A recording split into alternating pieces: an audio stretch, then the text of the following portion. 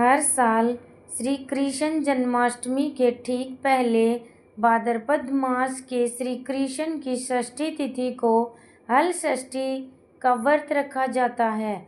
धार्मिक मान्यताओं के अनुसार इस तिथि को भगवान श्री कृष्ण के बड़े भाई बलराम जी का जन्म हुआ था।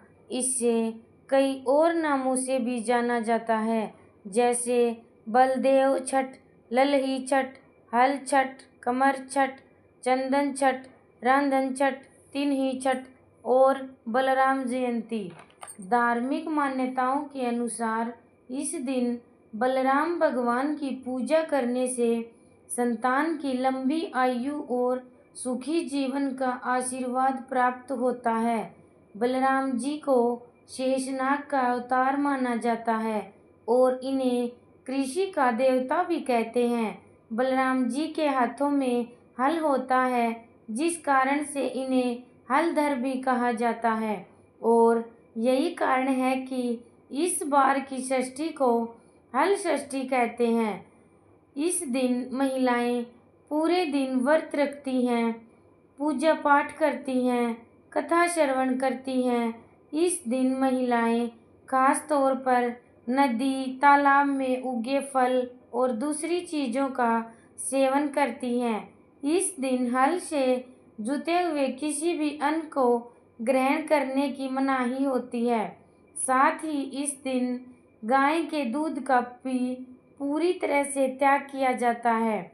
गाय के दूध के जगह पर भैंस के दूध, दही, छाछ, मक्खन, घी आदि का सेवन किया जाता है।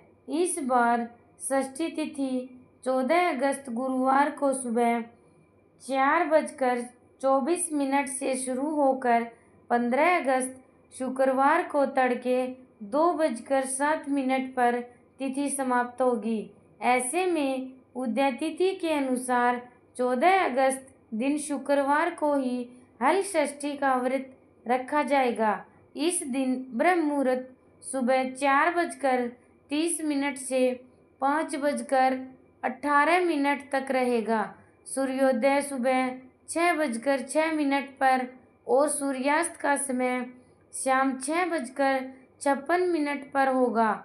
इस दिन रेवती नक्षत्र और अश्विनी नक्षत्र का शुभ संयोग भी बन रहा है।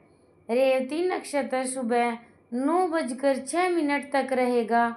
बाद में पूरा दिन अश्विनी नक्षत्र रहेगा। राहु काल दोपहर 1:30 तक रहेगा। हल षष्ठी व्रत की प्रातःकाल पूजा का शुभ मुहूर्त सुबह 4:45 से लेकर 5:50 तक रहेगा। शाम की पूजा आप शाम 7:01 से रात 8:06 के बीच में कर सकते हैं। इस बीच में गोधूली मुहूर्त शाम 7:01 से 7:23 तक रहेगा। इस दिन गोधूली मुहूर्त में हल षष्ठी की पूजा करना शुभ और ज़्यादा फलदायी माना जाता है। इस बार हल षष्ठी का व्रत पंचक के योग में रखा जा रहा है। इस दिन पंचक भी रहेगा। इस दिन पंचक सुबह 5:50 से 6:06 तक रहेगा। हालांकि ये पंचक रविवार से शुरू हुआ है, जो कि गुरुवार को समाप्त होगा।